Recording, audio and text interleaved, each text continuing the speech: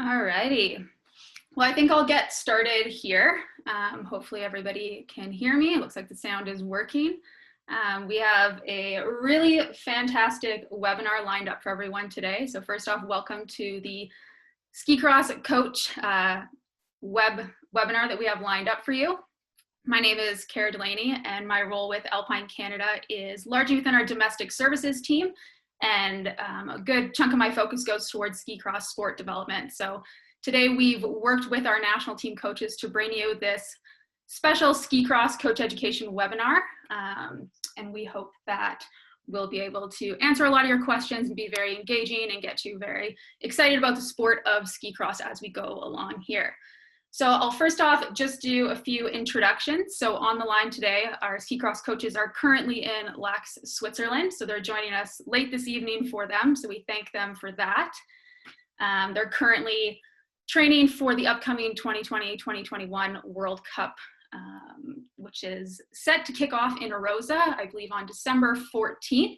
So you can stay tuned and get excited for that race, as our team is working very hard right now to prepare for a fantastic event. So on the line, we have head coach Stanley Hare. We have World Cup assistant coach Sed Kosovic. We have assistant coach and return to snow coach lead Jordan Williams. We have C-Team head coach Victor Dockel and C-Team assistant coach Ben Wilkinson joining us today to take us through this presentation. A few housekeeping items, just to let you know. You're currently all set to mute, so you'll be on mute for the duration of our presentation. We do ask, if possible, if you could save your questions until the end of the webinar. We are hoping to have a live Q&A, so we'd love for you guys to save your questions till then and engage with our coaches who are on our panel today to get some of those questions answered in person. However, if something does come up during the webinar and you have a question that you'd like to ask, there is a Q&A function available. So if you go down, I believe it should be on the bottom of your screen, you'll see the little Q&A box. You'll click that, and then your questions will be delivered to all the panelists. And if they're able to answer it on the spot, they will answer it live, or they may send you a message back, just depending on the context of the question. Again, please try your best to save your questions for the end. I think it'll be very engaging if we can have all those addressed at the end of the presentation. In addition to that, if you have any questions that we're unable to get to today, we are going to try our best to get through as many as possible. Please send them to our coach@alpinecanada.org email, and I'll have Jenny pop that into the chat box right now, just so that you guys have that information available and are able to access that. In addition to that, our webinar is currently getting recorded. Once it's finished recording, we will be uploading that to our LTAD website and putting it under our resource tab. So if you haven't been to our LTAD website recently, please take a visit there. There's a ton of great resources and information on that webpage, which will help you problem solve many of your questions as you progress along in this coaching pathway. In addition to that, we will also have a PDF available of the presentation from today with all of our video and other additional ski cross resources available. So we're going to send that link out directly to all participants from the webinar. So look in your inboxes later today and you should have that information available.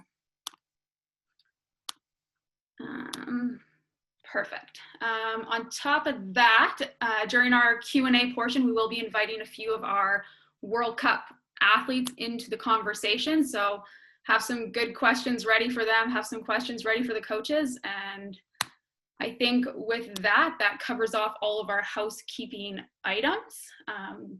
We have maxed out our registration for this webinar today, so that's very encouraging and exciting to see. So thank you all for joining us. And with that, I'm going to pass the presentation over to our World Cup coaches to kick us off here and get the webinar started. So over to you, coaches.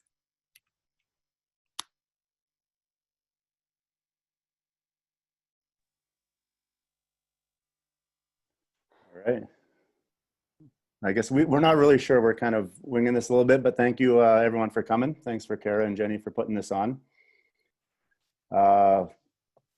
We are here training with our whole group right now. We just got here, well, all the whole group just got here actually. So it's pretty exciting for us, and it's actually exciting for us to share a little bit of our knowledge back to you guys. So with the staff that we have here, you know, myself and Victor said, Jordan, Ben, a lot of experience in different levels of ski racing and actually different avenues of ski racing and ski coaching. So I think it's going to be a pretty well-rounded conversation. So anyways, we'll kick it off here, and hopefully there's something new and something old and something we can all use. So thank you for joining us.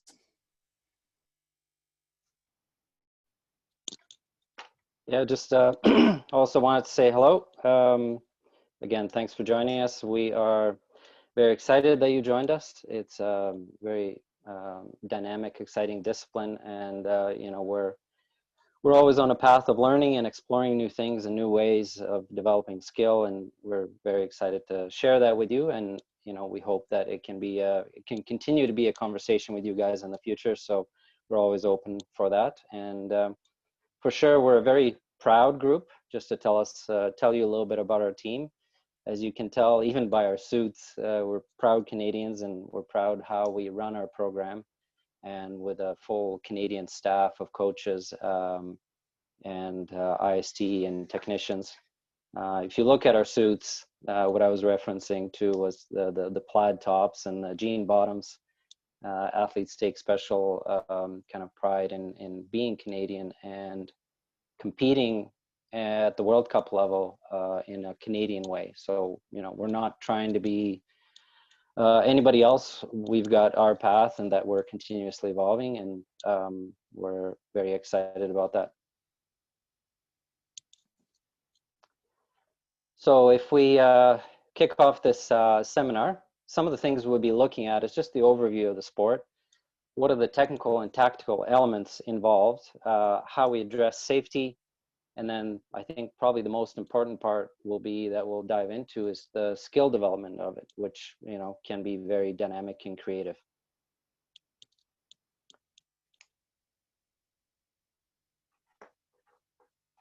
So you've seen us like this on that picture. You see Brady and Georgia there. We're frequent visitors to the you know, top 8, top 4, and you know, we strive to not just be on top of the podium, but to drive forward and be at the front of every heat, you know, whether that's leading all the way or coming from behind. And, you know, that's a reference to how we train, how we look at things, how we develop, and how we race.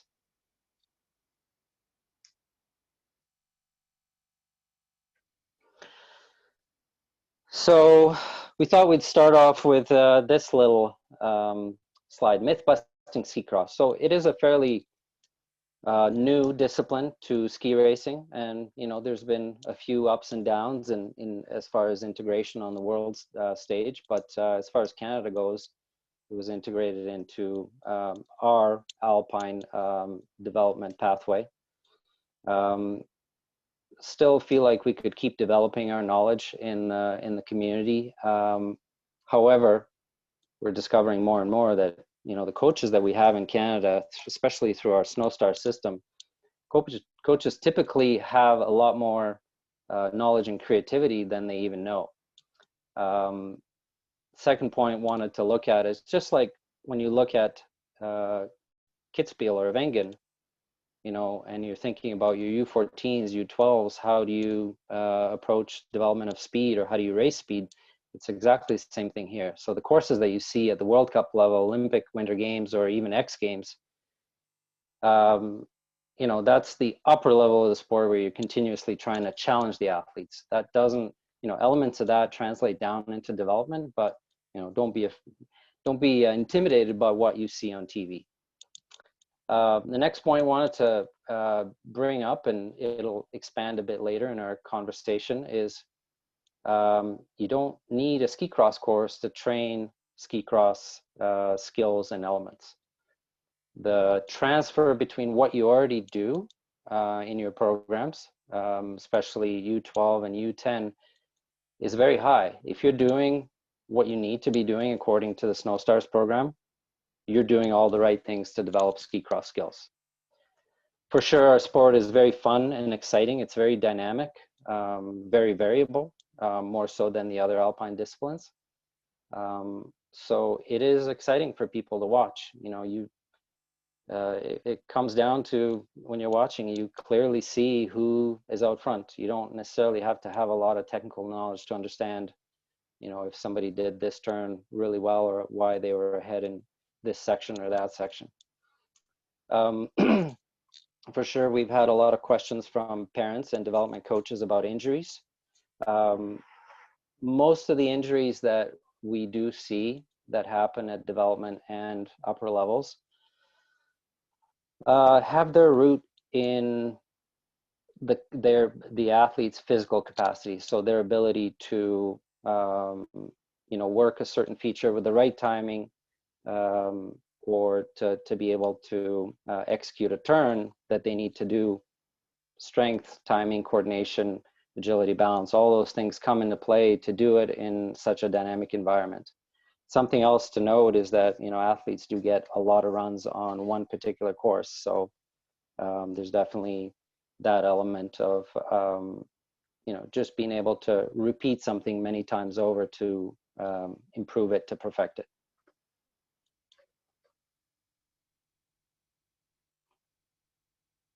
So I think we have a little video here that we can play. These little guys, I assume they're U8s. I'm not entirely sure what ski hill this is on, but you know, I made a comment earlier about the Snow Stars program, and if you're doing the right things, you're really doing the right things for ski cross as well. And there's one simple little example. It's a little game of lead follow or cat and mouse, taking jumps, taking hits. As long as you cover the safety elements, keep it going.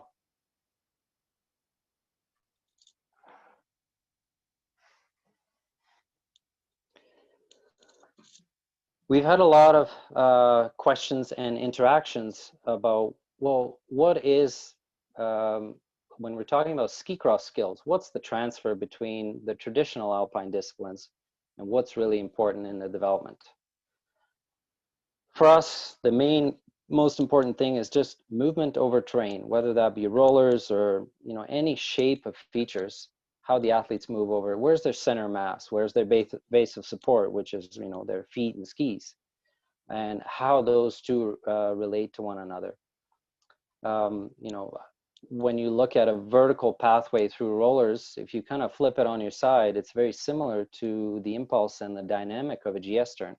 You know, having your center mass take the most efficient possible line down the course. It's exactly the same. It's physics and biomechanics, just in a variety in environments.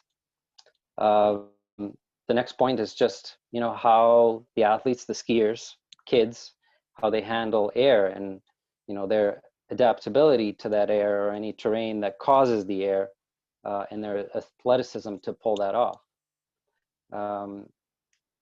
Most ski cross courses are and should be on fairly flat terrain. So we're looking at, you know, the effects of aerodynamics. How good is their tuck? How well do they stand on their skis and glide across, you know, that flatter area? On the psychological side of things, because there are additional elements like, you know, people around you, there's definitely a heightened need for quick decisions, and that intrinsic motivation that drives one to make those decisions, to compete, to stay ahead, to kind of jostle with people that they're running with. Because we tend to get many runs on a course in a day, for sure there's an increased time on task. Even when you look at a typical race, you're looking at, you know, training, qualification run, and 4 heats. So you're looking at 6 runs on that race course compared to other disciplines where you may get 1 or 2 in a day. So all that combined for sure demands a very high or heightened focus and attention to what they're doing. And this definitely helps that time on task be much higher quality.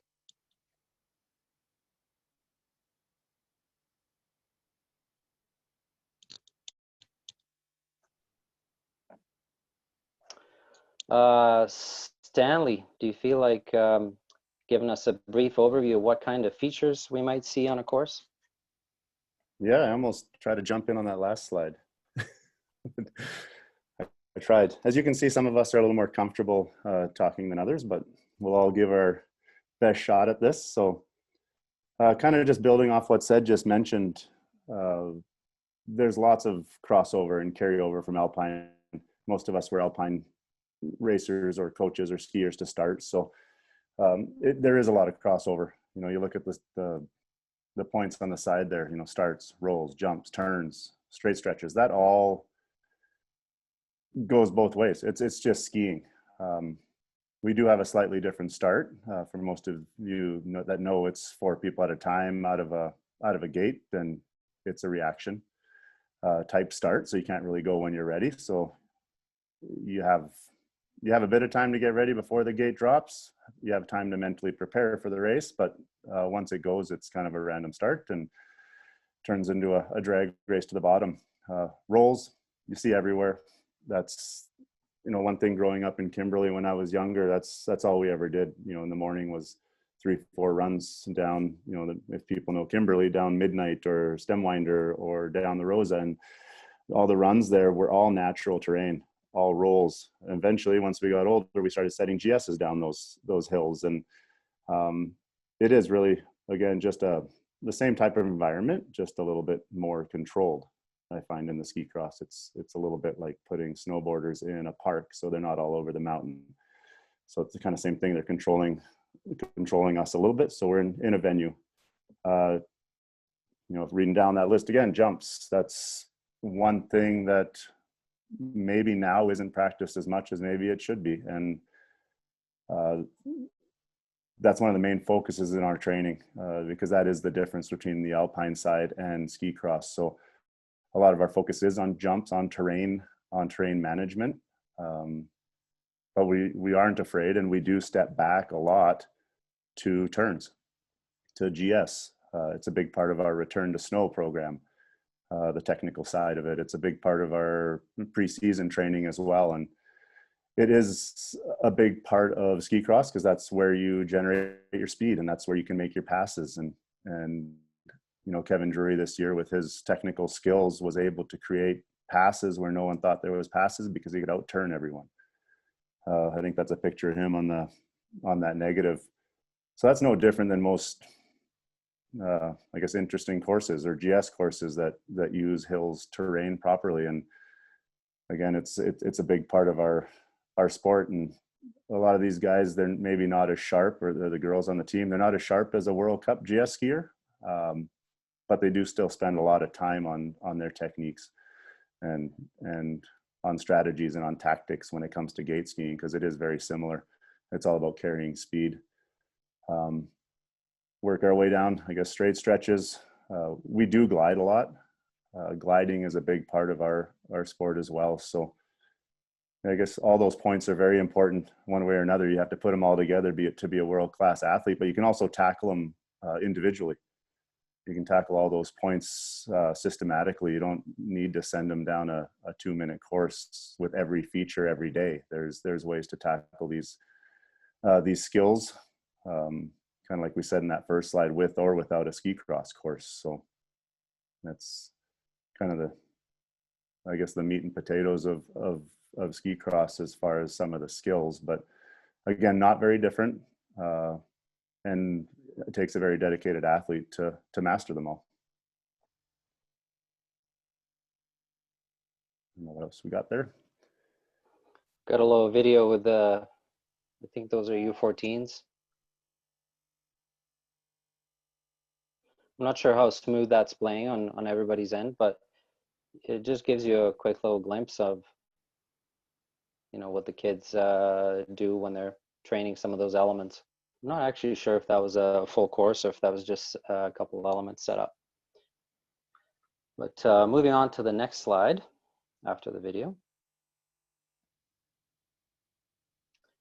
Just to give you a quick little idea of the formality of the event.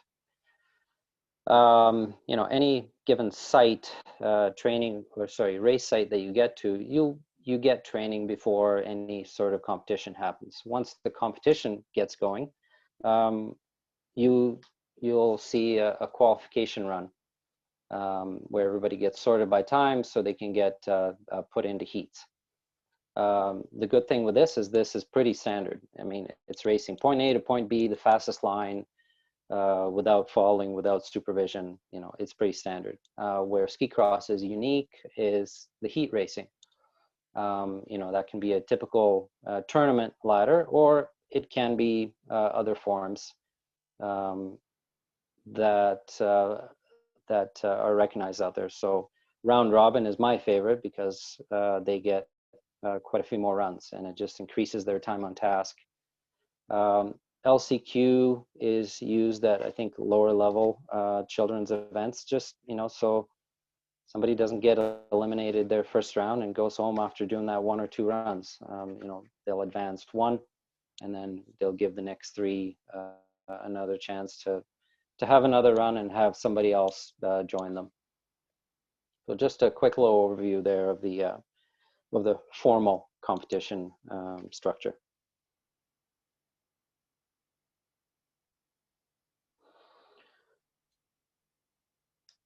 So moving into technique,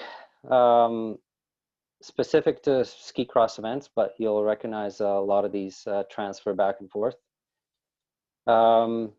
You know, with all the different terrain that's available, balance is important, control is important, variety of snow conditions, and you know, the ability to link these elements and features, including turns, and create speed.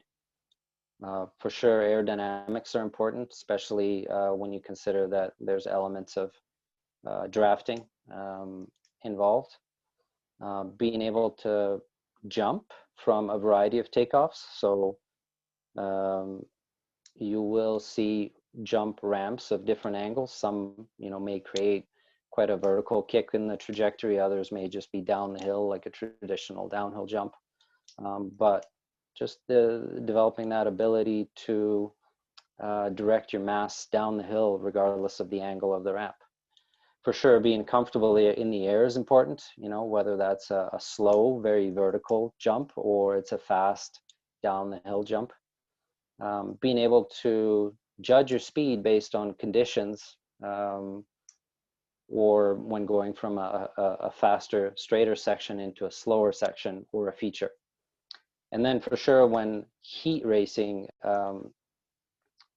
is in effect, being able to adjust your line on demand to, you know, deal with whatever you have, whether it's people in front of you going straighter, what do? Do you set up to, you know, come out at the end of that turn on a different line and glide out on the inside of them? So that aspect of understanding and we're developing the understanding of different lines and their effects is very important. And that goes right down to all levels. And maybe I just want to not just kind of an interesting fact, but just the jumps and variety of takeoffs. And again, jumping is a very important part of our sport, but there's so many different ways to jump, and we find it kind of, we have our own lingo to describe what each athlete needs to do off a feature. You know, we got full press, half press, soft half press, ankle pop, like there's all sorts of lingo. So it's a matter of creating something that your athletes understand. We use words. The Germans on the World Cup circuit use numbers from -5 to +5 is how much they should pop and press. So it's really interesting strategies towards how you communicate to your athletes. Same as in any course report. So again, find the lingo that works for, you know, for you and your athletes, and that goes a long way in keeping that very standard from training day to training year. And we've been keeping the same lingo for years now, and it helps with the staff and just the, what do you call it, and what do you call that word? I'm lost for words here. Just the gelling it all together. It just stays the same. It's consistent, and that's super important.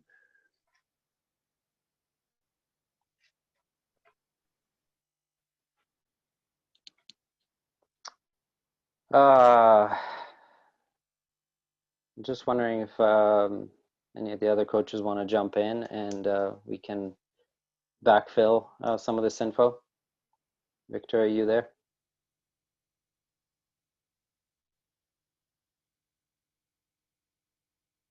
I will unmute myself. Yes, I'm here. Thanks very much. I saw a couple of names that I know on the participant list. Thanks for attending. I was wearing mask in COVID times here because it's a little bit tougher. But first of all, as colleagues Stanley and Seth mentioned, like Stanley said, it's all skiing, and it is. And the more environment the young guys are introduced to, the better it is at the young age. Several times we mentioned training elements without course, and that could be done in a terrain parks and variety of jumps in all different environments. And I found that if we provide the right environment for certain age class or skill set, then the skill aspect will come very quickly. What's really intriguing about this sport is the direct competition and direct feedback, and that portion of the sport, all the athletes coming into this sport really like. So I will pass it back onto Seth now with this slide.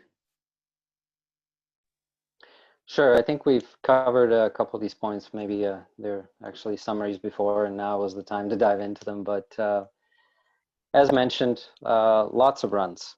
I think that's great. That's a challenge we've been trying to overcome in ski racing in Canada.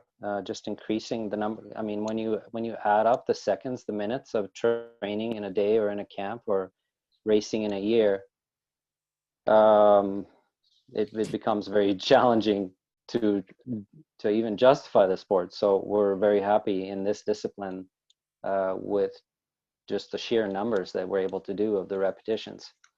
One of the things that I really enjoy about ski racing, ski cross, and how it feeds back into the other alpine disciplines is just the commitment and the focus that it requires. So you can't go down terrain, you know, with your brain shut off. You have to engage yourself. You have to commit to what you're doing. Otherwise, it's just not going to work. But inherently, it does that. You know, you see something in front of you, and like rollers or jumps or bank turns, and you know, you have to commit for them to link properly.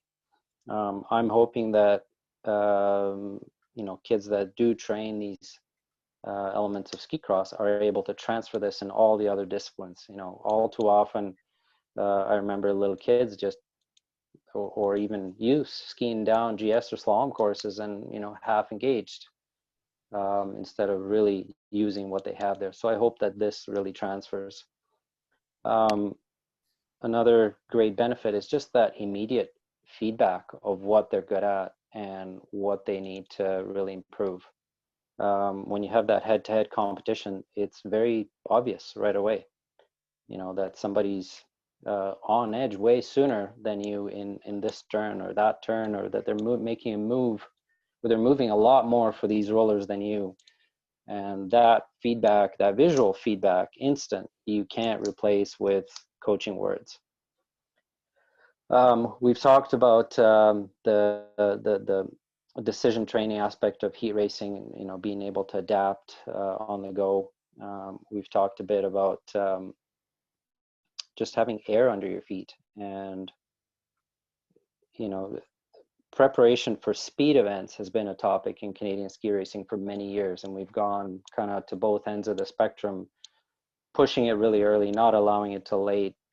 I think this is a great opportunity to create that environment for the skiers to get air under their feet, to be in the air, to develop their control and their landing at a lower speed, at a lower risk.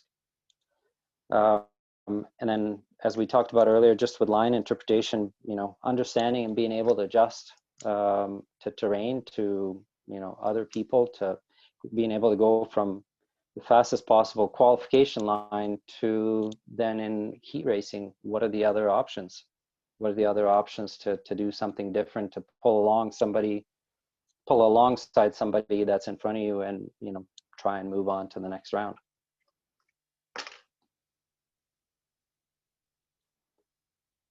You can go to the next slide there.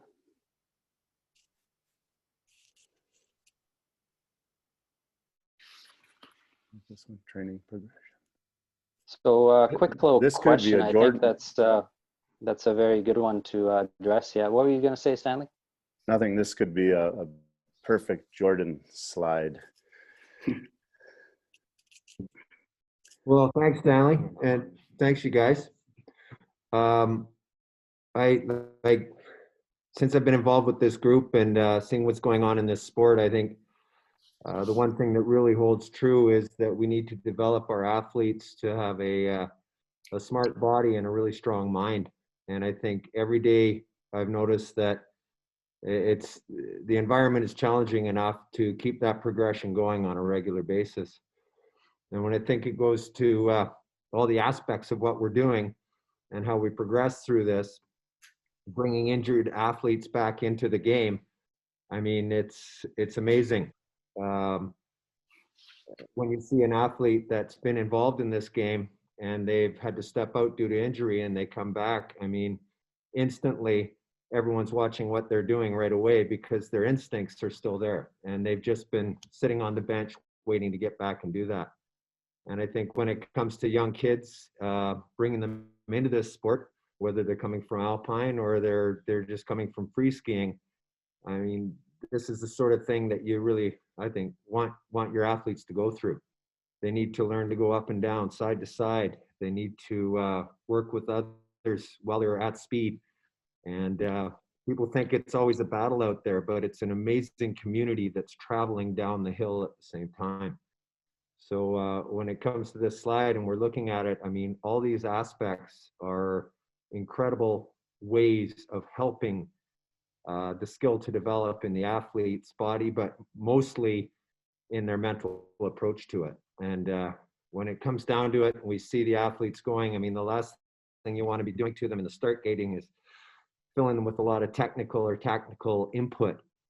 What you want them to do is process that, take it to the gate, look ahead and go with what they got. And, you know, they'll have thoughts as they're going down there, they'll have an experience, but ultimately it's everything you can do as a skill applied. And when you look at the environments, you're looking at their slalom GS, speed, downhill super G, terrain parks, you know, avoiding trees, skiing with your parents in the trees, and making sure you stay away from the holes and miss the wooden things, and just keep on rocking. And I think even when it comes to when I was a younger coach with the Alpine, doing combi type courses where it gives a variety of decision making choices as they're processing down. So yeah, I think there's a lot of opportunity in hand and available, and the result is incredible. So like we started off with saying that the coaches, they have probably more knowledge than they even understand. Well, as long as they're taking a safety and a fairness sort of approach to it when they're out there, I think we can do amazing things with these children. Yeah, as I mentioned before, if you're following the Snow Stars program, U10 and younger, let's say, if you're doing all the things that are prescribed, you're really developing lots of great beneficial early development ski cross skills. You know, I don't know how many variations of lead follow drills there are out there, you know, cat and mouse, whether that's you know, doing GS or slalom turns down a basic run, to, you know, just hitting stuff on the side of the runs or courses. Couple other, you know, interesting ideas is are, you know, if you think about cat tracks, what do you do on cat tracks? You know, you stand there, you glide, you talk to your friends. You can make that into something pretty interesting too, where people are almost dragging one another, trying to outglide or tucking in behind to feel the draft. What happens when you're behind somebody and you don't have the same wind resistance. If you look at course environments, we train everything. And I don't know how many times at COP, some of the younger groups have trained slalom with stubbies, and you can go on tails of the guy in front of you. You can do threes, you can do fours. The gates are soft, they're low. There's no fear of the gate kind of coming back at you, retaliating. Building so-called joker lines into those courses where the leader always has to take a wider line. So, let's say every 5th or every 10th gate, depending on the length of the course, you have 2 gates. You have a straight course and a round gate, and the leader always has to take that one. So just training that aspect of proximity and switching lead and being able to have the right pace behind the person in front of you and ski correctly, even though they're right there. Jordan mentioned Kinderkombi and the decision training elements of that. And, as it's always been mentioned, skiing in the train park, just make sure with your local ski hill what the requirements are for certification and waivers and all that before, and education for sure, before taking kids in there. But, just being able to create comfort with ramps, with features, with airtime. And, if they get pretty good and advanced and you can control some of the safety aspects of it, being able to run into some of these jumps together or side by side, and trusting who's there and trusting their own movement, even though there are people beside them. So this kind of just covers a couple ideas of training elements of ski cross without a course. There's many more. Just earlier I was talking to one of the athletes, and she said, well, I just kind of switched to ski cross when I was 15. But I knew her program with her coach at Panorama and all the things they did, and they didn't even know what all skills they were developing. I said, how many times has your coach stood on the basketball roll and waved you to go and take as much air as you can? She's like, oh yeah, okay, I get it. How many times did you go straight down the main run there and try and work the rolls? And, after she backtracked, she kind of light bulb went on and said, yeah, actually I trained ski cross my whole development. So it goes back to the idea, you have more knowledge than you think you do. It's just being able to adapt it to the context, to the age, to the ability, understanding the capacity of the kids or athletes or skiers that you have, and setting the right either challenge or development opportunity. If I look back a little bit at my youth, one of my coaches growing up in Kimberley was Rod Thompson, and it's kind of a funny link that Marielle now is one of the best in the world, or is one of the best in the world for the last 7 years. And it came a little bit probably with her upbringing, the way she probably got to boot around the mountain and just explore. So don't forget that. And I guess one big thing is this isn't kind of a sport that's limited by mountain size. You can do this anywhere. When I trained the Alberta Ski Cross program, when I first started coaching, we enjoyed COP probably the most, just with the variety that we had with slalom training, and like I said slalom and lead follow and crisscross courses, and kind of the things that I remember when I was a kid as well, with the jungle bamboo courses and pick your own route and different things like this. So mountain size does not limit your creativity. And that's a big one. We almost actually seek out smaller mountains to train on because the turnarounds are quick and the groomers are more willing to build something. And it's just a little easier to work with sometimes. So yeah, don't turn away from a mountain that might offer something that you really need. Yeah, exactly. And yeah, Kara, go ahead and play these videos. Different mountains offer different things. If you look at some of the bigger mountains with high alpine, lots of snowfall, and the amount of free skiing you're able to get. On the other hand, you may be at a smaller hill in the prairies where the terrain's fairly flat. Well, you probably have more runs and more space there to build some features on. You know, even just a pump track in the parking lot is great training. You don't need a whole lot there. So the first video, I don't know how smooth it was just our training at Sunshine in Alberta. And, you know, we're given a run that has just incredible variety of terrain without the groomer building anything. We're just able to set and different rhythms, different radius and distance between the turns. And that was some of the best training we've ever had. This video that you have here, I believe, is from Fernie. Same thing, utilizing a run that has a lot of different terrain. You don't see any ski cross gates there. You don't see a ski cross start. You know, it's just line up the kids, ready, set, go. And, you know, fun course that utilizes what you have there is ideal, is great.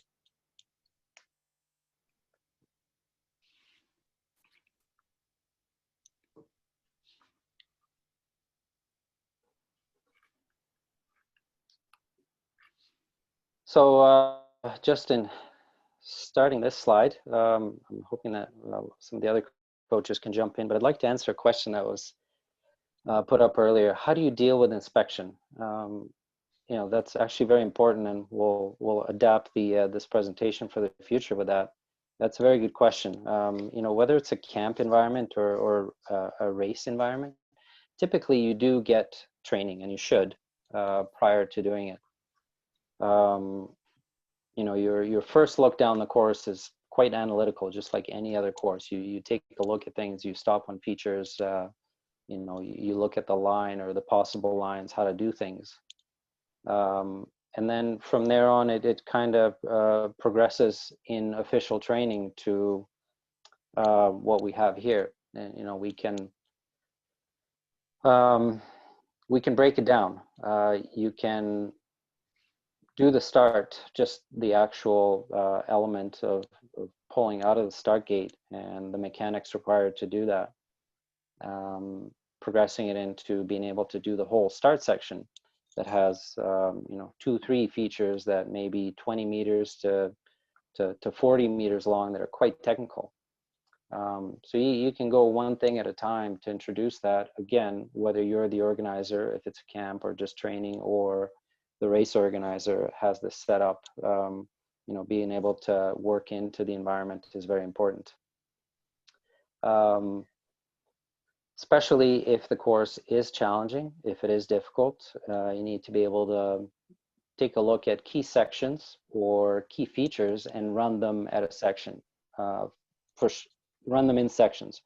For sure, understanding the safety elements of that. So being able to have, you know, somebody managing this to make sure kids are stopping after a set of features or after a jump, how to reintroduce them back in the course with the right speed. So this needs to be organized, and this is very similar to most speed camps that are run across the country, where you take certain sections, get the kids to try them, and then work into the full course. So being able to ski on your own, looking ahead, doing the features as you've planned to do them through your inspection, just executing it without anybody beside you.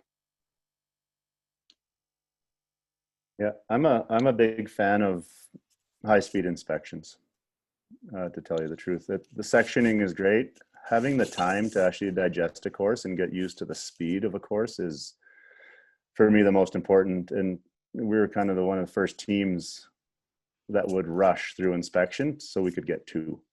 So you get a flow of the course, you get a feel of the features, you can get a feel of the speed going into features. And most courses that development and, you know, U16 and younger athletes would be on are fairly easy. So if you just kind of have an inspection period, jackets on, no tucking, have them cruising the course, it's amazing how quickly they'll start to understand the dynamics of that course.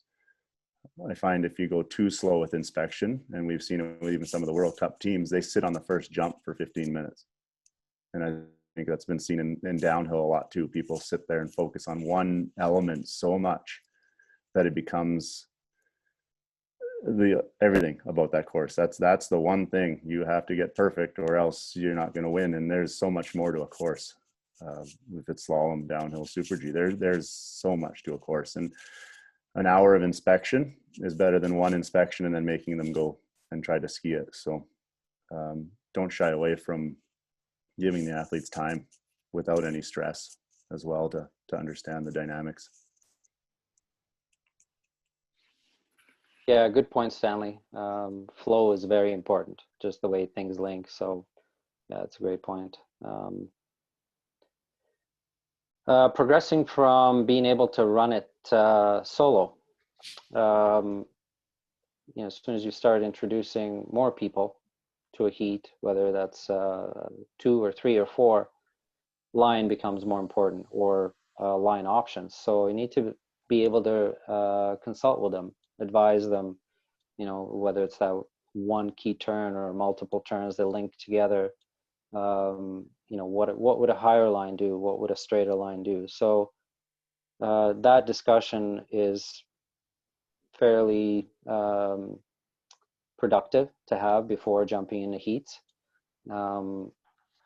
Lead follow is a safe way to introduce this, especially if you have a skier that's a little bit better or more experienced, somebody that can show that flow to somebody else that's less experienced.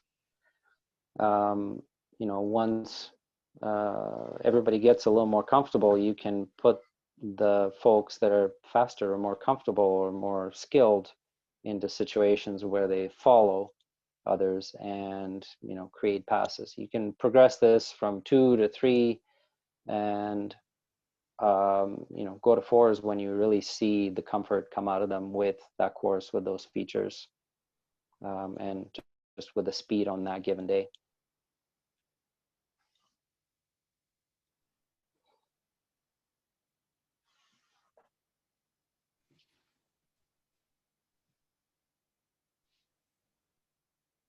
These little guys are awesome. I believe this is a course at Sir Sam's Hill in Ontario. Great little course, just the right width with the right safety. With so much terrain there, and the great thing about it is you can see these guys. I don't know how old they are. I would guess 8. We ran the same course with 18-year-olds very successfully. So a good course can accommodate a variety of skills, speeds, and intensities, I guess.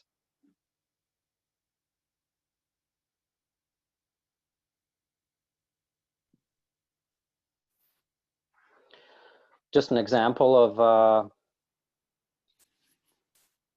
kids practicing their pull out of the start gate. So this is just a start gate on flat terrain with no features. So it's just the actual pull right out of that mechanical device for them to get used to the gate dropping and that they're using handles and not poles.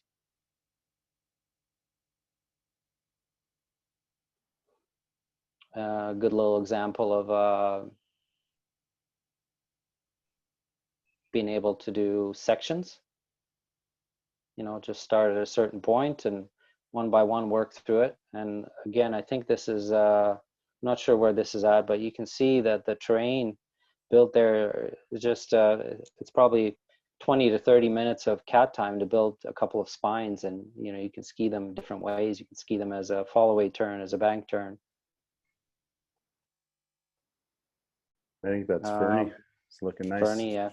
Yeah, I think Victor was in, I think it was Victor or JM was in charge of the build last year at Sunshine for our spring camp. And I think it was about 8 hours of cat time for a full World Cup post preseason, I guess, camp, plus development camps, plus every club that wanted to come up there and try it. So it is hard to build a course sometimes, but if you take the right approach, it's rolls, terrain, and that's super easy for cat drivers to build.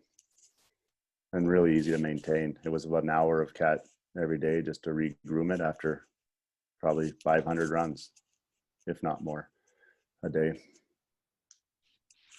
And some hills and resorts are more open than others to try to build something.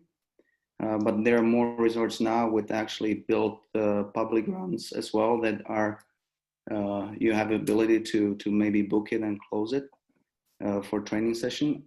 But also we had, I used to train in ACA-CSC for a long time, long years, and even in ACA-CSC, Jan was able to build little rollers, which made the training and terrain much more effective for alpine programs as well. So there are ways to do it, and the relationship with the hill and resorts is very important, but even the small rollers would make huge changes. And once you introduce the dynamics of racing against each other, even in a dual slalom, it just goes a long way. And also the immediate feedback with those racers on the same course just helps the coaching, and they having so much fun that it's just driving force to the skill development at the end.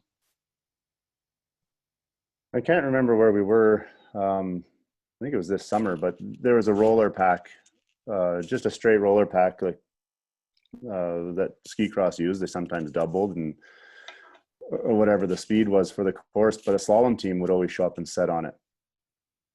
So that's, again, taking nothing terrain and making it a great training environment. And you can set slalom turns in the hole or on top of the roll, just to create movement. Again, something that translates to both.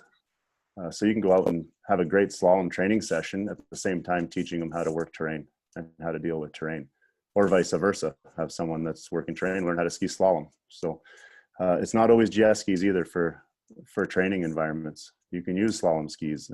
Most of our return to snow is on slalom skis. Most of our slow drill skill developments on slalom skis, and sometimes it's just really nice to get on slalom skis. Sometimes Kevin Drury carries his around, and every now and then he just goes and rips some slalom runs because it puts him back in the proper headspace. So don't shy away from the equipment quiver that you have as well.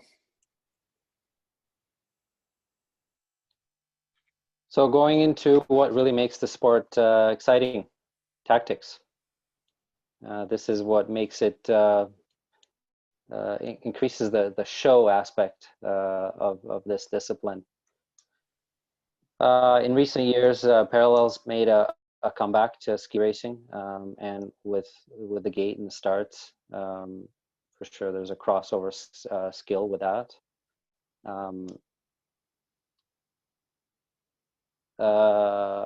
Let's see.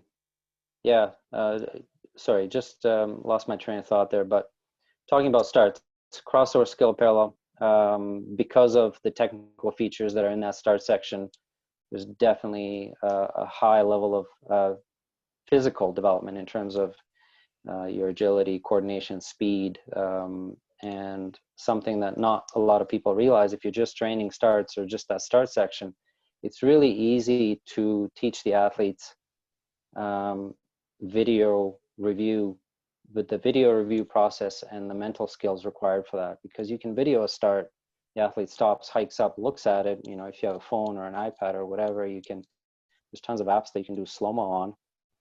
They see it, they revisualize, they go try and do it, and you know, you're able to do instant video feedback, you know, 10 times over, and that translates into, you know, video review of full runs, slalom, GS, ski cross. It translates great. The starts are used to kind of so to say separate athletes, because the technical difficulty can be higher, you know, basically by the first pinch point or whatever the first turn is. You see that separation because of these technical aspects. Starts, whether it's for ski cross or general skill development, can be used to add variety to your training, to build a competition between the athletes. You know, sometimes Canadians have been kind of accused of not being competitive enough, and you know, this is a really easy environment to make this happen. We've had camps where on a bad weather day, we've just done starts, and after start number 35, we have to kick the athletes out of there. They're just enjoying what they're doing in that competition aspect so much that they just keep going and going. The great thing about start training is it can be done in any weather condition. You know, when weathers don't permit course training or GS training or anything else, you know, start is very short and visible, especially if you have a little bit of dire paint that you can add on a foggy day. It's a good way to kind of change it up especially if you've had either difficult conditions or tough training, just to do something different and break the monotony of day-to-day training.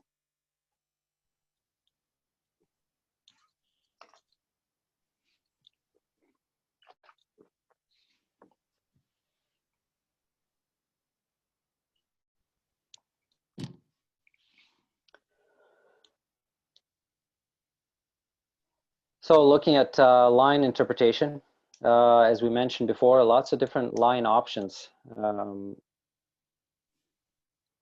As we mentioned, qualification, you want the fastest line, A to B. That's the same as in any other discipline in Alpine. In heats, for sure, you don't have the ability to ski your planned line all the time, depending on what's going around you. So the adaptability and the understanding of the line.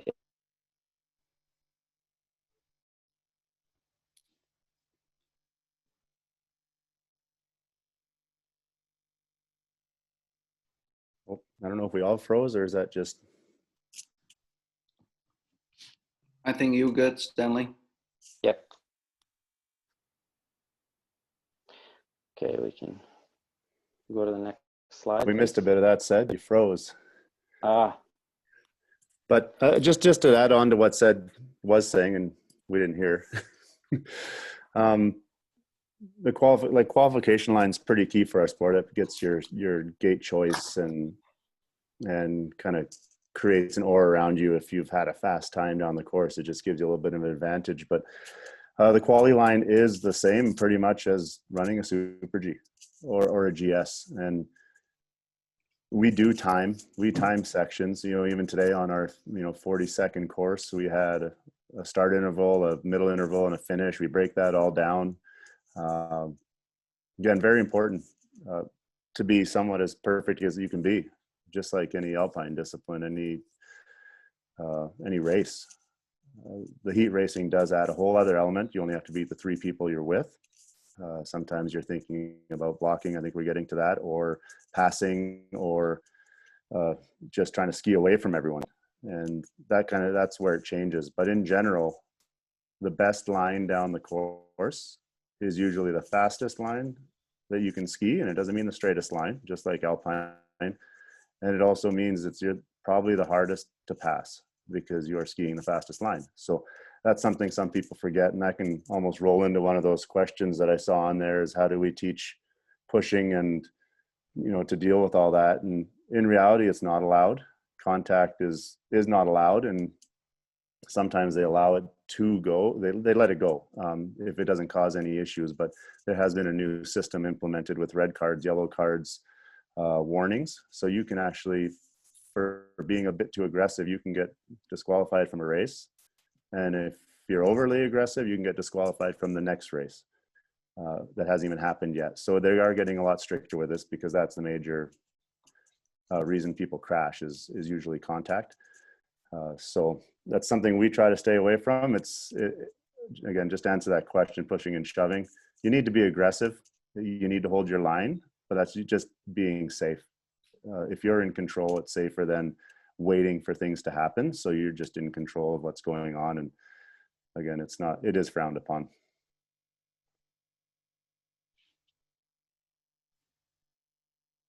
As Stanley said, this is not a sport for blocking, pushing, or shoving.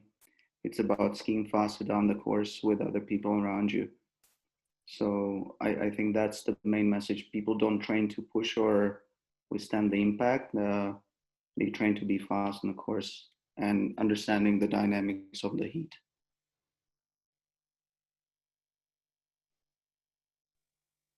Yeah, building on what these guys are saying, it's not easy to stay out in front. Once you get out in front, you have to be good. You have to be clean. You got to focus on your own skiing. Don't focus on others. You have to be aware of others, where they may be. But really, it's about executing your plan. It's about being focused right until you cross the finish line and you stop. And that requires really good skiing. So you know, one is being able to get out in front, and then the next thing is being able to, you know, hold that with good skiing.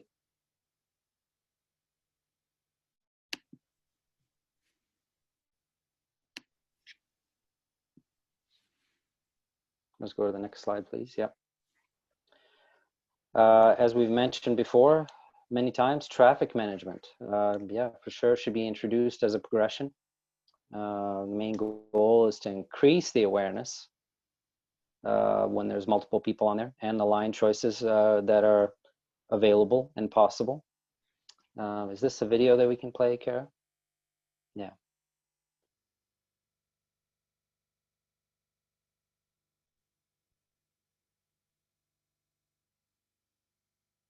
So I believe this is from a World Cup a couple of years ago at Anglais.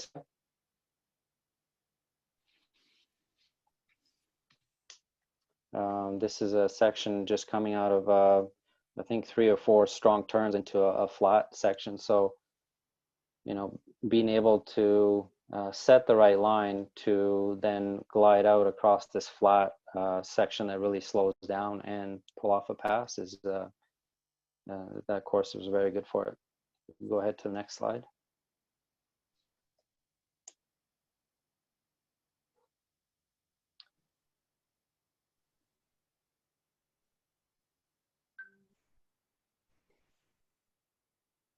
So kind of following that, just the topic of drafting and passing, you know, that is an element that you maybe see in NASCAR and Tour de France. Just drafting is a really interesting one that you have to set up the training environment for the skiers to feel that. It's not always easy to explain, but for sure, some of this can be talked about in inspections, maybe not the first one, but once they've had a little bit of time on the course and they understand the flow of it. Looking ahead and being able to generate speed is very important to, you know, create this passing opportunity. Gliding is very important. Aerodynamics, you know, you have to be able to use this wind resistance that the person in front of you is creating to your advantage, and pull out and still stay really tight as far as your body position while executing the terrain well. This aspect of ski cross is very, how would I say, it builds that competitiveness. You know, it's that wanting to get ahead, wanting to you know, do something better, to create the pass to go on to the next round. Yeah, not every course allows for passing. And that's one thing with the course builds, it gets a little frustrating sometimes if there is no passing. But again, they're getting better and better with speed differences, slow down sections that are a bit faster, but the changes in speed have seemed to be really key in creating passing zones, because someone can ski it better and get a bit of a draft, or just ski it better and make a pass. And most passes now are, you know, there's a few places where you know you can make a pass on anyone. There's a few places you know you can make a pass depending on who you're skiing with and their skill level.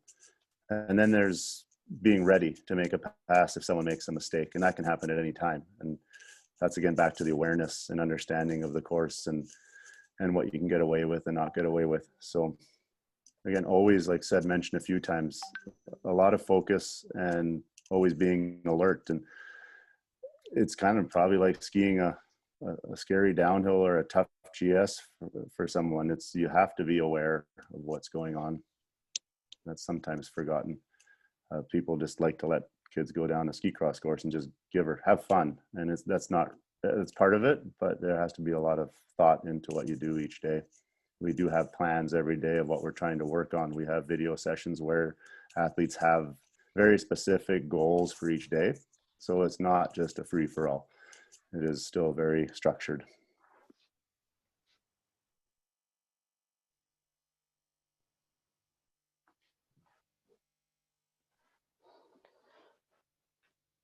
So just quickly touching on course builds, you know, whether you're part of a race crew that builds courses for kids, for younger athletes, or for NORAM events, or, you know, you're just building something at home. It is really important that this does not need to be over the top. You know, start simple. And just like a lot of this webinar and a lot of this conversation, it's really important that you understand your context. So build the features, build the course for the skill level that you have. You know, we're talking about world-class athletes here and creating ideas for the pathway below us, but you really need to think about, you know, are you working with 8-year-olds, or are you working with 14 or 16-year-olds, and what do they need? You know, you can, if you're involved in the build, you can rough it out and then, you know, take a look, see what the flow is like, build it up or shave it down after the initial build. It's okay. As we mentioned earlier, work with your resort. You know, present them what you're trying to do and what the, you know, what your safety considerations are. And there's probably a cat driver out there that that knows how some of this stuff flows, especially if they have train parks, or, you know, it's somebody that came from another hill. And one of the unique things, not unique, one of the special things about ski cross community worldwide and in Canada is teams, regions, World Cup teams work together, because some of these training environments can be more demanding to set up than, you know, an average GS course or even a speed course. You have to work together and combine your manpower and work together on the safety elements, that work together on sharing, monitoring the course. You know, there's, especially us in Canada, we need to all work together to build Canadian athletes. So for sure, there's inter-club, inter-team, inter-province competition, which is very healthy. But in the end, we want the Canadians to be as successful in ski racing, in life, in academics. You know, it's a common goal, and it's no different on a ski cross course. When we're talking about intro courses, this is an interesting point.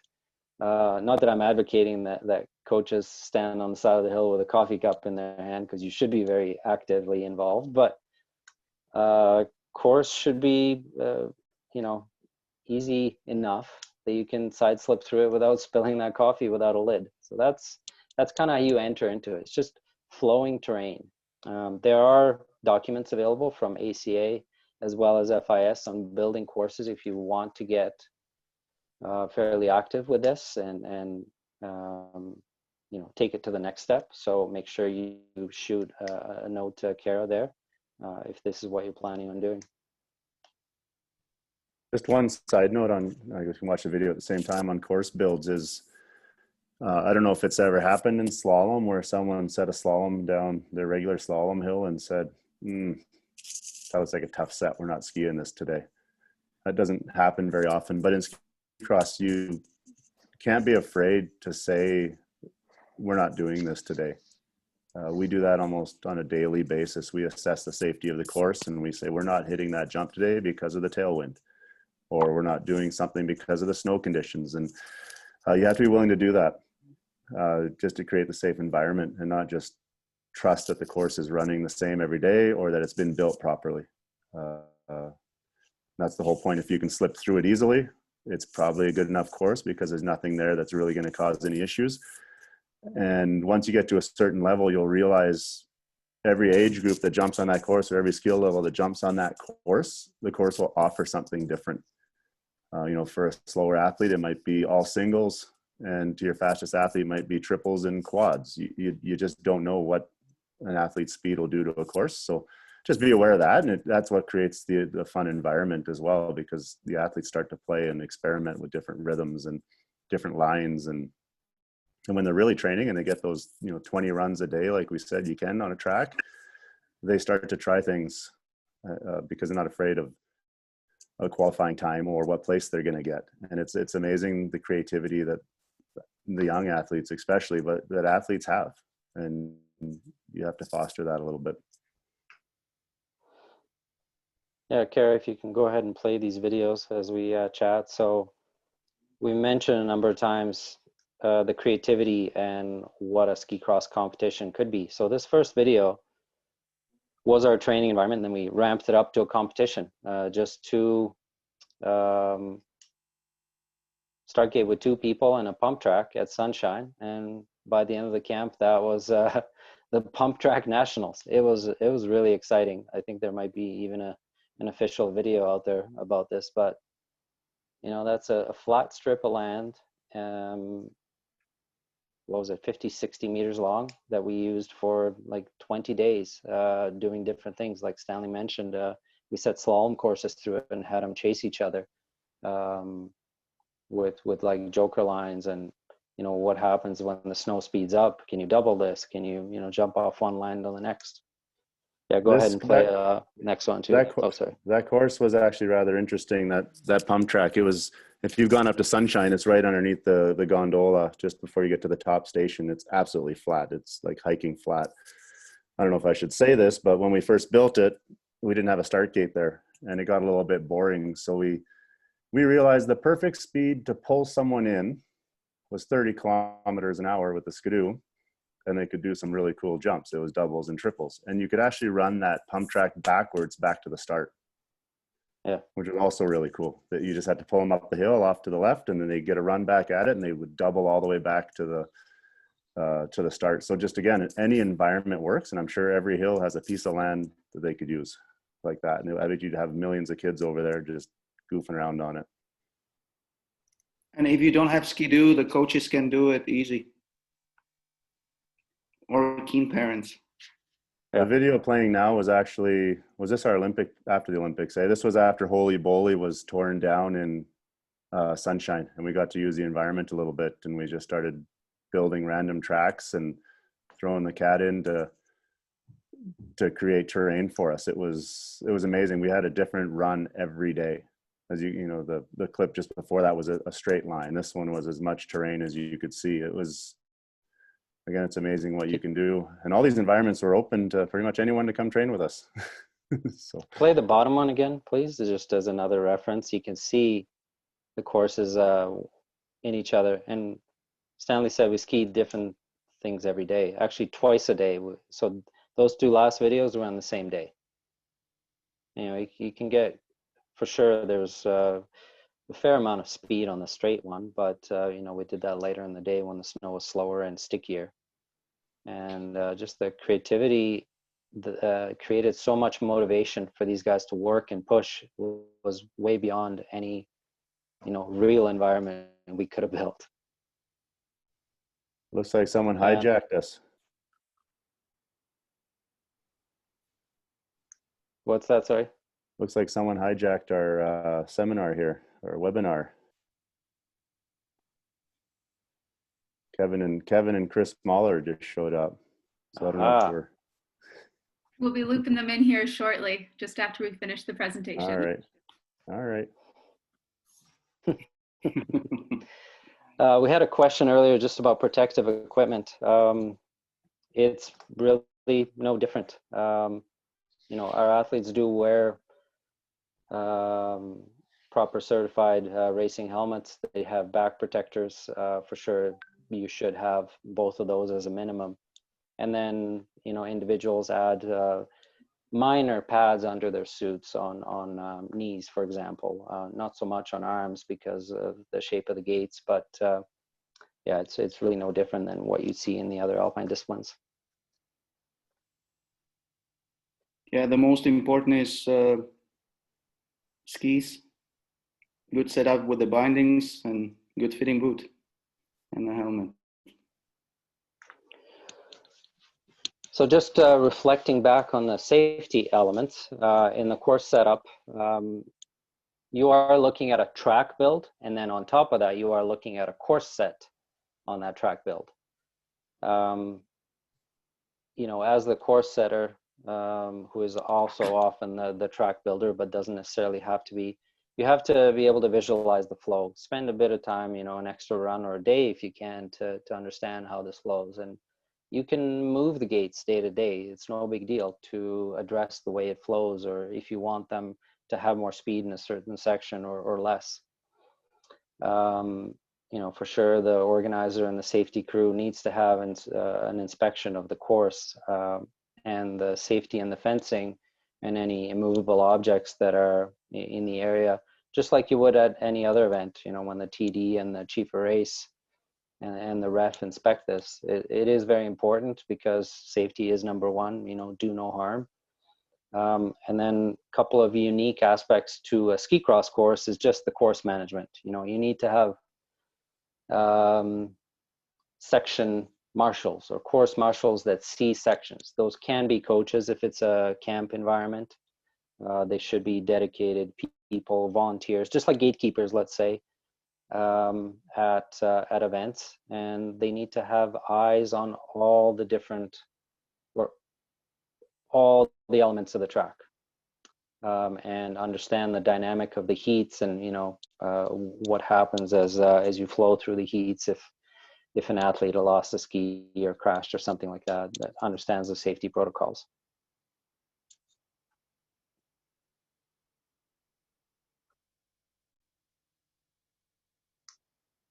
So yeah, we hope this little webinar was useful. Again, please think about your context.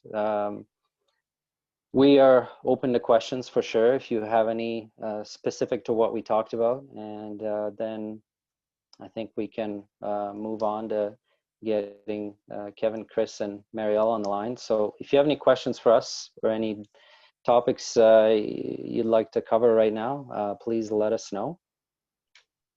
Does anybody There's a few questions in the question and answer box? I can answer the last one very easily for Rob there. Oh, she's going for it, but we're training here right now. There's about 90 athletes where we are right now, and it's 50 snowboarders and 50 skiers kind of thing. So it is doable if the course is built right, just to actually train together. And snowboarders is actually very, very good at terrain, which is gives us sometimes some ideas of what we can do and what we can get away with over certain training, especially in start sections, because they stand a little different on their boards than we stand on skis. So let them join, they might surprise you.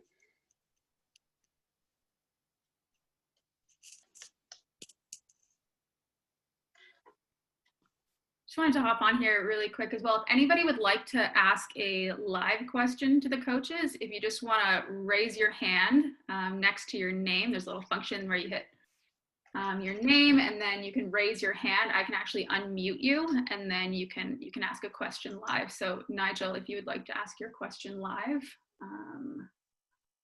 I can unmute you here.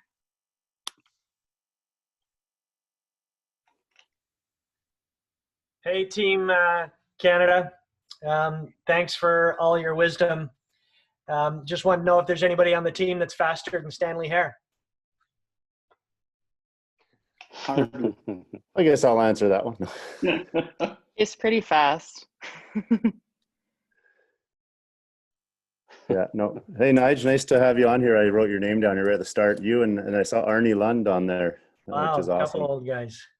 Yeah, I've slowed down a lot since my car crash 2 years ago, but I'm really happy that the team's kept me on as a coach and that the athletes still let me hobble around a little bit and help out where I can. So I don't think I'll ever be as fast as these guys ever again. I think they are much faster than me. I watched some old video from a few years ago and we really didn't know how to ski. So. Well, we're happy to have you leading the show, Stanley. Good luck this season.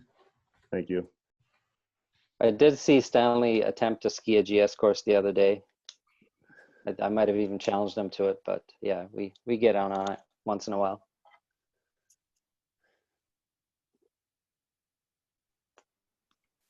All right, we have one more question coming in here, so I'm just going to unmute Robert. If you would like to go ahead, you should be able to talk or ask your question now. Yeah, just wondering with the jump training for kids and glide training, and this might be a question maybe Jordan or Sed might answer a little more easily because they've worked with younger kids a little more often. Is there a level of consistency that you're looking for kids on their own going over jumps before you introduce them to side-by-side or threes or fours, because obviously the kids are going to be nervous going over the jumps sometimes by themselves, and then even more so when someone's right beside them. Yeah, that's really interesting. I mean, I think you have to know your kids really well, especially in those early stages, where you're just introducing jumps. So I think the most important thing is that the environment is appropriate.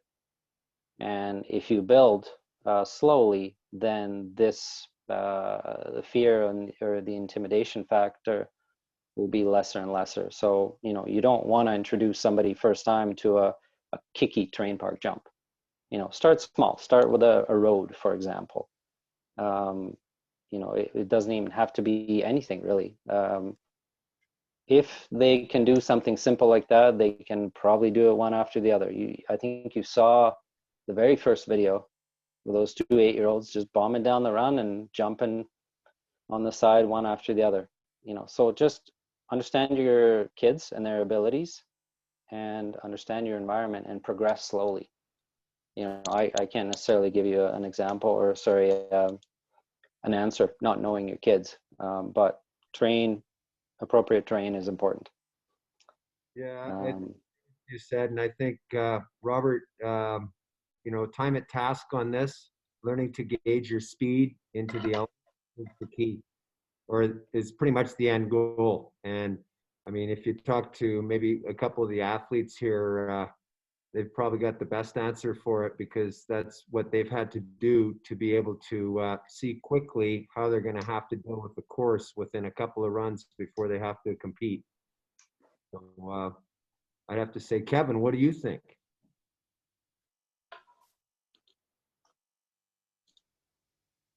Sorry, I was reading that question. Was this the question about getting to? Oh my God, this iPad is trying to get training when you don't have access to snow. Is that correct? Well, it's about terrain and progressing. Oh yes, I can definitely. Sorry, I was reading. Yeah, go ahead. Sorry, yeah, in the freestyle jump world, when they're training inverts and everything else like that with aerials, they have a certain number or a certain percentage that they want the athletes to be able to complete the jump properly before they move them onto snow. Is there a similar kind of guideline that you guys look at with athletes going over a jump individually to side by side or chase or anything like that? I mean, I think for me personally, I jumped into it fairly quickly, but I think that was because of my history growing up. I would always just hit terrain park jumps by myself. But then it got to the point where, I could do it solo, but I would say you have to be in control for it to be safe to do it in groups, right? If you're following and you are the less experienced person in behind, then it doesn't really affect the more experienced person in front. Which is a lot of times what we'll do, in even World Cups, is some of the less experienced guys will ask to follow us down a run, and that's just to watch what we're doing, to learn experience, to see our lines. And I would say, yeah, when you're transitioning to ski cross, it would be a similar thing. You want to follow people to see their moves, to watch what they're doing over the jump so you can try to mimic it. But I would say in terms of progression to getting to where it's safer or where you should be, I would say you should be able to be consistently balanced in the air. I don't know if the coaches would agree with that. Yeah, I agree with you. Bob, to kind of directly answer your question, it's really hard to objectify that because the jumps in the training environment is so different day to day. If you're looking at aerialists, for sure there are differences, but they can objectify a lot more than we can do. So you're relying on the coach's eye and the coach's understanding of that skier. Yeah, so if we're, I mean, I would look. Said more to your point. I think growing up, in the ski cross world, in the alpine world, I think each kid is gonna kind of let you know as a coach what they're comfortable with. And kids might progress at different rates for sure. And then to Kevin's point, you know, maybe the person that's less experienced might follow someone that is more experienced off of a small jump. And then as that group progresses, you know, and gets comfortable with small jumps, they move to a medium jump. But each kid is definitely, I think you just have to have the conversation with them about what's comfortable. And it might just be a roll over on a hill that you get the kids to start going over. And then you ask the kids, okay, do you feel comfortable maybe trying to pop over that roll? And then you start getting them introduced to some air time, and you'll start to understand, I think, a little bit where the kids sit. And then from there, you can progress onto bigger jumps. And your terrain park, I think, is the best bet. The question was no criteria. There is no criteria. No, there's definitely no criteria that's set out. I think, yeah, to Sed's point, I think it definitely is geared towards each individual athlete. And you'll definitely know when the athlete feels comfortable. When they start popping jumps and trying to get more air, I think they can progress to the bigger ones. So I just realized we I think you've muted on us, or froze, I should say, Sed. He's rebooting now. Okay. I think we should get a couple of questions. Marielle's on the line as well, and I think Ben has some wisdom that he hasn't been able to share because we've jumped in on him every time. So maybe we could direct some love their way as well for questions, and because all the athletes and all the coaches have amazing knowledge and a different skill set for sure on the coaches side all the way across the board. So feel free to ask anyone. Or pick one of these. I can answer the where I was back to that from Arnie, any strategies or ideas for technical training off snow. Yeah, I mean what you wrote there is, I would say, it's basically perfect. I in my opinion, I think doing really anything athletic is going to benefit you in ski cross. Trampoline, I would say, is one of the number ones in my opinion. Just having body awareness, air awareness, like you see example of like Del Bosco at the 2018 Olympics. His ability to save that crash was incredible, and that's all from training awareness in the air. Yeah, I would say anything like that, anything athletic, soccer, any movement is going to benefit you. The Swiss are really big at using the pump tracks here in Europe, the concrete ones or the cemented ones, with rollerblades or even skis with wheels put on them. Sometimes it looks a little goofy. It'd be kind of fun to try possibly. But yeah, you can almost do anything. And we've done lots of camps in Mount Hood as well. And we'd bring a start gate up and pop a start gate in, and that's what they use to go down the GS. So you're at least training one element as you go. And then there's different types of sets you can do for sure that help with ski cross, which we get into some other day. But yeah, there's always ways. And we also have dry starts, which we do quite a bit. Again, that's training one element.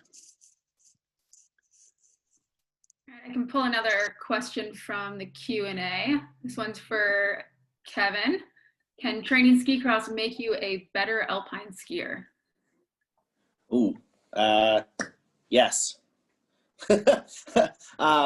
Yeah, I wish I knew what I know now in ski cross. I wish I knew that when I was back in alpine.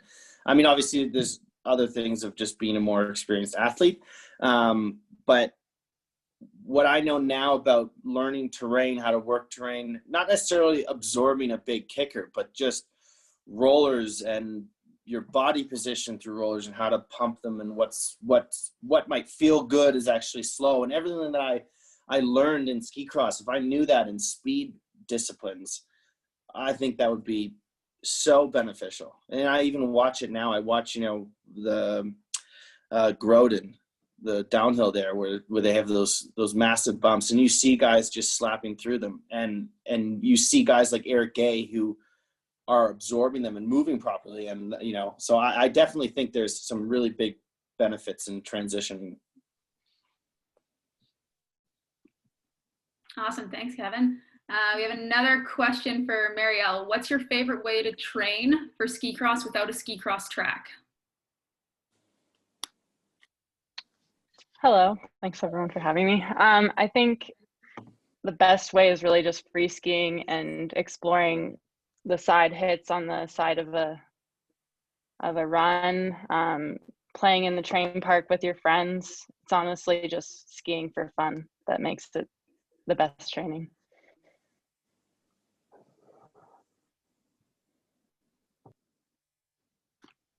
Okay, we got another one here, and whoever wants to take this one can. This question was not from me, it was from Jason Sullivan. He's using my account currently. Can you guys touch a little bit on finish techniques and strategies? Ooh. You want me to go? Yeah, you Don't give away your secret, Kevin. Don't give away your secret. Finish techniques. Same arm, same leg. Is that what you're talking about? Like finish line reaches and stuff? Same arm, same leg. Yeah. A lot of times you see especially alpiners and people, they stand 2-footed and they just reach out, and you can gain 1.5 foot more reach, more than that, if you lean onto one leg, twist your body open and reach forward on the same leg, same arm, same leg. Kev also likes to wear big gloves too. And it's reach forward, not down, right? There you go. And reach straight forward, not down. And I wear size 10 gloves, so I get an extra inch of reach. That's awesome. Thanks, Kev. We have a question from Mike Goodman. Passing zones. Do any of the athletes have certain areas they look for that they like to use as passing zones? Exiting a corner over rollers, anything along those lines? I can go if you want. I think it really just depends course to course. When we're doing our inspections, you kind of have that in mind. Although when you're racing, it is often spur of the moment and taking opportunities as they come. But yeah, it's really just keeping an eye open for a moment where you might have a drafting spot, you're behind, you can make a move forward, but it's not really cookie cutter as to where you can always pass. Yeah, I would have, just to add to that, I would have said one of my downfalls earlier on in ski cross was I had in my head this was the passing zone, so you had to pass there instead of just letting it flow. Because there are definitely zones where passes are made more consistently than others, but by no means does that mean you have to pass or that's the only spot on track. As Mayor said, it's just kind of take it where opportunities come. Fantastic. So I scrolled back up on the Q&A here, and we have a question from Ashley Taylor. So this is going to be more directed towards our coaches. Any tips or tricks for coaching younger athletes, 8 or 9, to take the fastest line on a jump feature versus getting the most airtime? 8 or 9 years old, let them get the airtime, I think, to tell you the truth. I wanted to answer that one. He's for sure, he's more experienced with the young athletes. I started coaching ski cross when the athletes were 15 or 16. So I had to watch the speed that they hit features because they were almost too fast for their skill level. 8 or 9 year olds, they have a terminal velocity sometimes, which is almost perfect, and they're indestructible. So I'll let Seth answer this more officially. I was just going to say that question goes for 18, 19-year-olds and 28, 29-year-olds. You know, it is something that we look at and where we try and get creative. You know, sometimes getting the vertical air to get the right landing feels good, but it's not fast because of how much time you're spending up in the air. You stall out. So we've had to get pretty creative in our techniques and some non-traditional ones just to lower the flight, but to get the distance. You know, coming up with even some of them even sound funny, but you know, being able to just lower the flight even with a little case while keeping the speed going is key. But as Stanley said, for 8, 9-year-olds, you know, let them get the air, let them get comfortable, even with, you know, stomping landings when they get that air, but then adjust the environment, or when they're comfortable doing that, get them to try and go lower, absorb more, but still go the distance. I have one for all the coaches out there for terminology. I saw a question earlier about, can we get a manual for terminology and words that we use? I think you have to be on the spot to really understand what some of those things mean. So you guys can look it up in the Oxford Dictionary of a jumping technique called a press pop. So whoever comes back with that's not involved in ski cross right now that can tell us what a press pop is. What about an anti-press? And yeah, there's some very strange terminology, and for sure we need a manual with it, but I also think it needs to be hands-on because every feature is so different, and some features don't allow you to do what you think you might want to try on it. So I think that'd be an invite in the future for anyone that's interested. If we have camps, all you really need is a pair of boots and some skis and some shovels, and we might invite you to come out and help.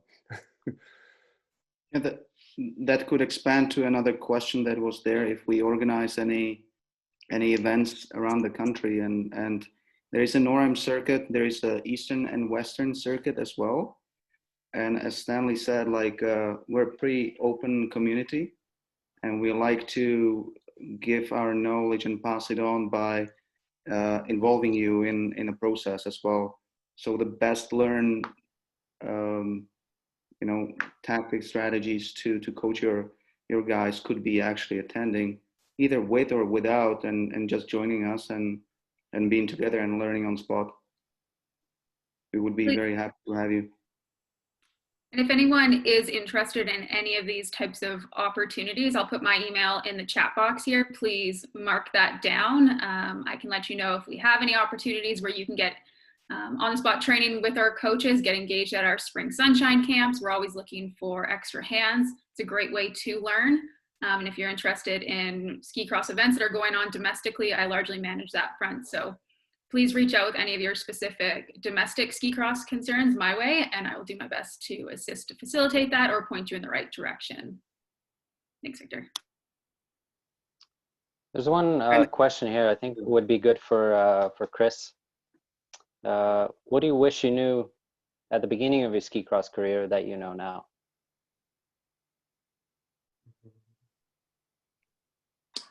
What do I wish I knew now at the beginning? That's an interesting question. I guess the biggest piece of information that I kind of learned over the last couple of years in ski cross is, I guess, a calm mind makes for a fast race, if that makes sense.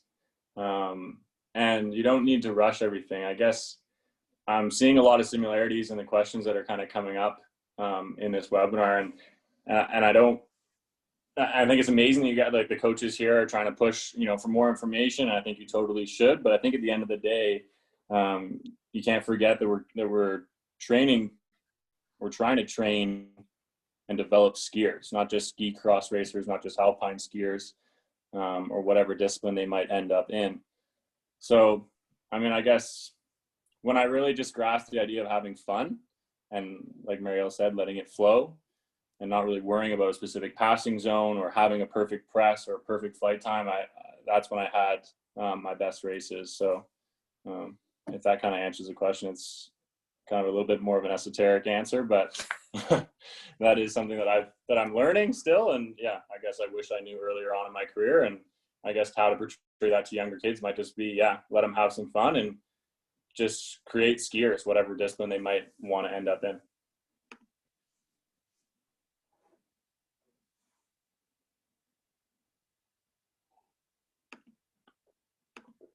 Did we die? I think that's a great answer. Kind of what we started this seminar with was we're trying to create skiers when we're building people, and in the end they might be successful as ski racers and they might not be, but in the end, you're not sport specific really at a young age. You need to be able to do everything, and ski cross needs to be looked at in Canada because of our strong team, and it has a good base for that. It should be looked at as another discipline. You know, not everyone can ski downhill, not everyone can ski slalom, not everyone can ski cross, but the base is the same. It's skiing. So, and don't shy away from that. And if someone shows interest in any of those disciplines, it would be great if clubs were able to offer the routes to get to the national team, or universities, or whatever route that takes that athlete.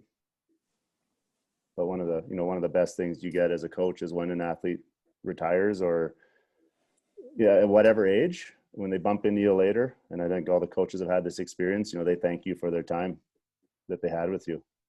Years later, they still remember it. And that's kind of something that really sticks. And I think that's why a lot of us like to coach, because, you touch people's lives more than just the day that you're coaching them.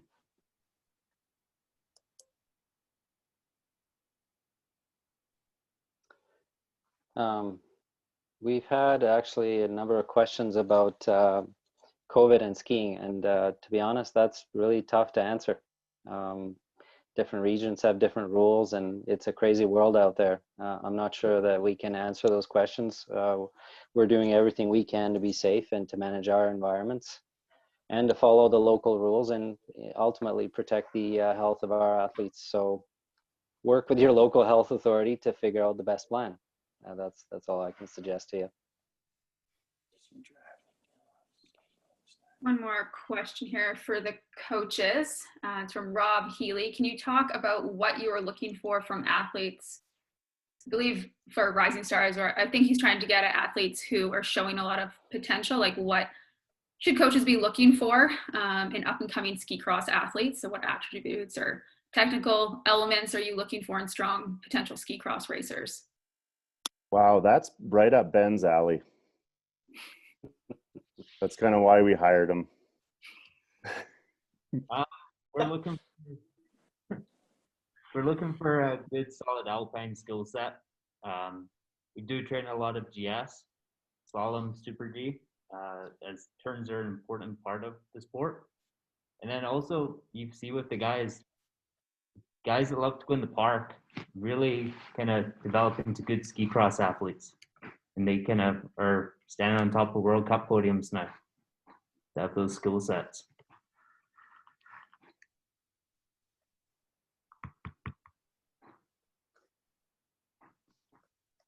Awesome. Yeah. They want to rip. Thanks, guys. Does anyone else have any other questions for the athletes? Just saw Matthew Leduc's question. What is the outlook for the Western Ski Cross Series? Are we still anticipating the events to go forward? And will it be offered to the U12 age or just the older groups? This sounds more like a me question. Thanks, Matt. As of right now, we've been having lots of conversations with our Western Ski Cross working group. So we're progressing through many of the COVID obstacles that we have. We've set out a basic calendar, and I believe those dates should be populated on the Alberta and BC website. So you can take a look there and I'll let you know what level of events. I think certain ones are targeting some U12, others are U14 to FIS. So take a look on those calendars, and then if you have any additional questions, please reach out. Obviously, things are changing constantly as it relates to COVID with regards to interprovincial travel. So again, if people aren't allowed to cross over provincial borders, then we'll have to adjust those circuits, but we're still encouraging the provinces to host at least 1 or 2 events for these age groups.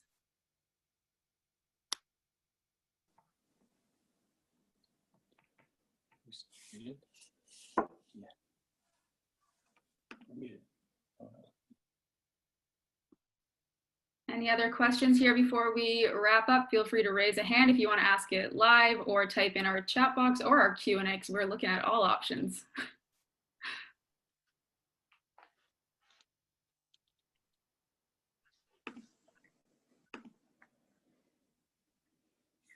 Okay, well, Any closing thoughts from the athletes?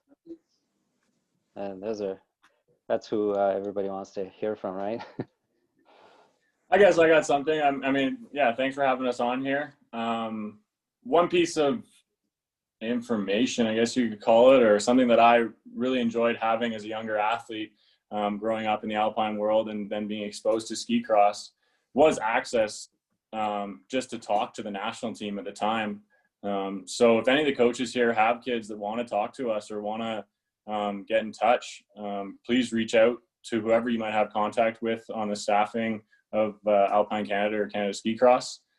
Kara can definitely send out our emails if the kids want to chat, or Instagram, or however they want to, even, you know, text message or whatever. For me personally, feel free to reach out. I'm sure Kevin feels the same way. Marielle might as well. So yeah, I just want to relay that if the kids ever want to talk or just ask some simple questions, feel free to reach out anytime.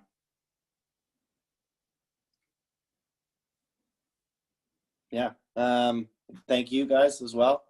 I guess last words of wisdom is, you know, let your kids have fun. I know growing up, there were so many other teams that wouldn't allow their athletes in the park when they're racing Alpine. It was dangerous. And I just think, you know, kids want to go hit jumps, let them go hit jumps. It's just going to make you a better skier in all disciplines of skiing. So, you know, let them go have fun. Let them ski powder. Let them ski bumps. You know, I think that's what made all of us such good athletes all around.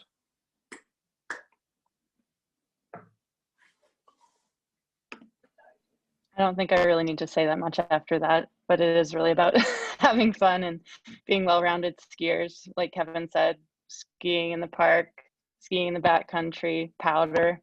It makes us happy and having a fun time and makes you want to continue with skiing, and that's what it's all about. Fantastic. Thanks for sharing, guys. We really appreciate having all of you on the call. So with that being said, I think we're going to wrap things up here. I know it's getting late over in Europe for you guys, and you have a big day of training ahead. So we'll let you go. And just to remind everyone, we did record this webinar, so it will be available on our LTAD site once it is processed and uploaded to the site. Again, any questions at all as it relates to ski cross in the domestic world, please reach out to myself and I can help point you in the right direction. Otherwise, thank you so much. I mean, we had 100 people sign up for today. That was our max out on the Zoom. So thanks for your engagement and your time. And with that, we'll wrap things up. Bye, everyone.